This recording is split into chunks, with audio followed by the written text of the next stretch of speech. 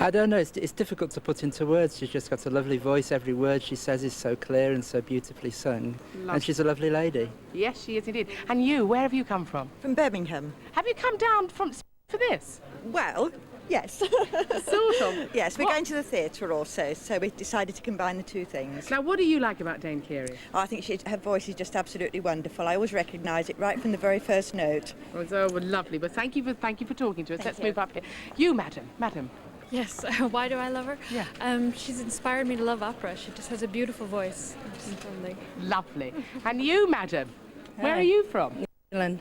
New Zealand? Have you come all the way from New Zealand for Dame Keary? Oh, yeah. No. Why do you like her? Well, besides being a Maori, she's one of our best exports. Yes, she is indeed. Well, mere mortals have to queue, not us. Excuse me, can I go and see her? I'm afraid you can't, madam. Jenny Barnett, 6 o'clock live. Jenny who? Jenny Barnett, 6 o'clock live. I want to go and see her. I've got a private audience. Not enough money, madam. You've met Dame Keary, haven't you? Of course. Now it's time for another break, but what's a few minutes when you could live forever? Coming up, the new group in Wimbledon who believe they found the secret of eternal life. Superstar Paul McCartney. After the Beatles and Wings, he's gone classical with an oratorio. And the woman who sings it, will Jenny ever catch up with her? It's Dame Keary Takanawa. But first, let's give these an aria.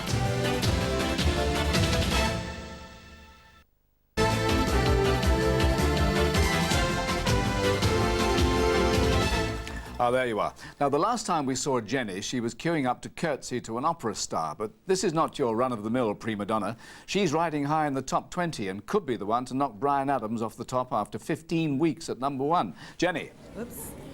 Yes, I finally made it. I'm up here holding the golden pen. You want to hold it? We're just assisting here. Ah.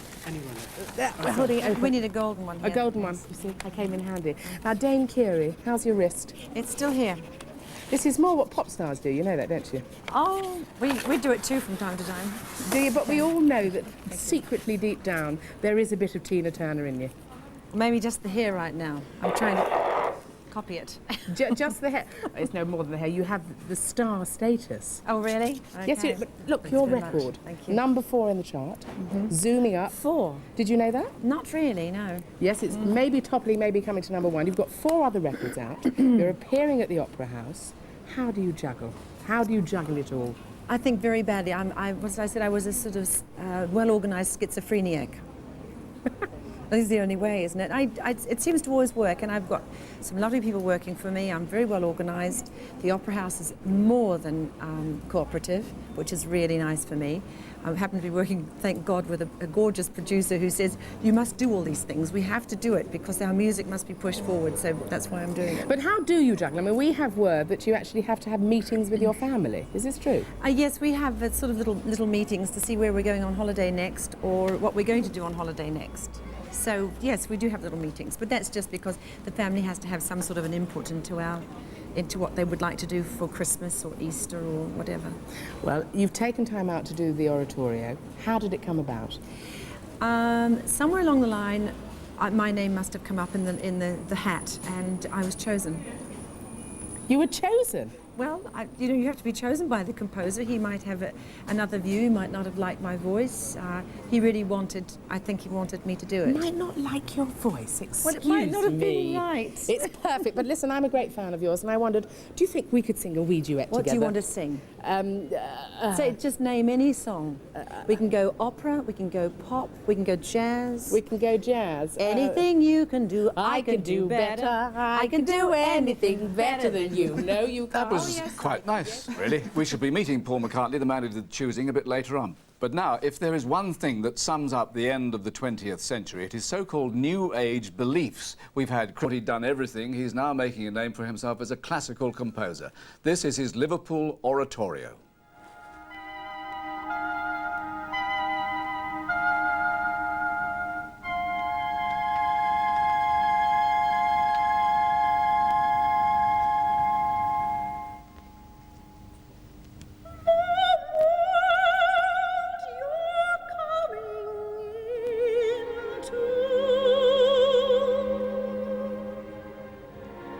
Is no easy place to end.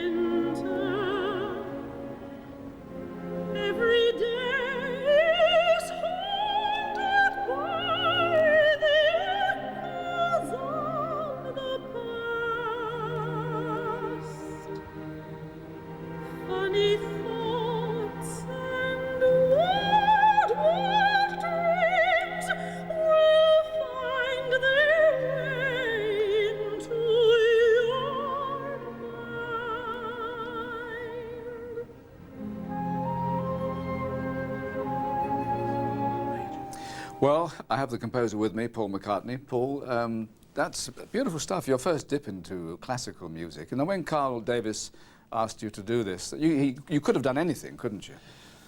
Yes, because it was 150 years of the orchestra, you know, we did think that it would be better to give them something celebratory and big rather than just sort of bung them a quick piccolo solo and say happy birthday. And Carl started to talk about what we might do, and he said, well, it could be in 8 movements, it could be, should be about Liverpool and stuff, so we started to swap stories. And before he left that day, we had a pretty good basis of how the first 3 movements, anyway, of where we'd go with it. And then we just set about writing it and had a lot of fun, basically. And it's autobiographical. The first 3 movements are, it's about a kid who's born in 1942 in the war in Liverpool, and that's me. And then he goes to school in the second movement, and a lot of those memories are from my school days. Then after the third movement, it all starts to just get to be a story. We just decided to make it up from then on, you know. A bit easier, I suppose. Just a lot easier than the truth. Amazing success as well. I mean, it's about to go gold, I think. Are you surprised, or do you care? Yeah, I care a lot, just because it means that if people buy it, they like it, you know, so that's one of my gauges. People say, oh, you shouldn't use that as a gauge because, you know, commerciality. But I always do. I think if people spend their hard-earned money on it, they must think something of it. So that it is good. It's very nice, yeah. And it's going to be performed worldwide. It'll travel, you imagine? Yes, we've got a performance in Carnegie Hall, November 18th. It's going to be performed in Belfast and I think Dublin. There's some people talking about a Tokyo performance, which should be a lot of fun. And in fact, when we do it in New York, I think they're going to have, the boys' choir is going to be the Harlem boys' choir, not the Globetrotters. nearly said it. Nearly had a little cellular agreement there for a minute. You didn't make it easy for the performers. When the violinist, I saw the movie of it, you know, you were a bit sadistic with him. Well, not really, but I got the idea to do a violin thing, and just because I liked the sound of a solo violin. So really all I did was I thought, if the music all quietens down and the violinist suddenly is left on his own, what will he do? And I just took it from there and just imagined the nicest things I could give him to do. But along the way, I did sort of go off the top of his instrument. Because I like violins doing, you know, that right up there. Yeah. I like that noise. And the part we were at in the story, we needed to have some tension. We needed the woman, Kiri, to feel sort of, to be showing her frustrations about where she was in the story. So this idea of leaving this one solo violinist, 300 people in the thing, more people in the audience, this poor fellow's just got to go. He was asking for a compass. Are you going to do any more? I'd love to, yeah. I've been really fascinated by doing it. To me, it's just music. It's not a huge sort of a difference from what I'd done before. But working with these people and working with musicians of this calibre and singers of Kiri's calibre is very special, so you can imagine. You're obviously, we've agreed you're going to live forever anyway, but next year is an important one for you, isn't it? Are you going to do something celebratory, musically that is? What's this, Michael? What are we leading to? You will be 50 years old. Oh, I'll be 50, that's right, yes. I'm the only one who forgets that. Everyone else has got it, wow, you know. I'll probably go on tour. It's probably the most celebratory I'll get. I tend to try and miss these landmark birthdays. You know, I kind of, 40 was just another birthday. So I'm not planning anything huge, but I think there are a couple of people who are doing, you know, sort of writing a book because he's 50 sort of thing, you know. Should be interesting. They're writing about you. Just to ask you quickly about your Russian album, what is the title? I can't say it. It's called, well, I always called it Choba B-Cup, but it's something like Choba, I don't know, back in the USSR in Russian. And done for the people of Russia? It was done as a sort of friendship gesture, yes, and it was the first gold record to come out of Russia.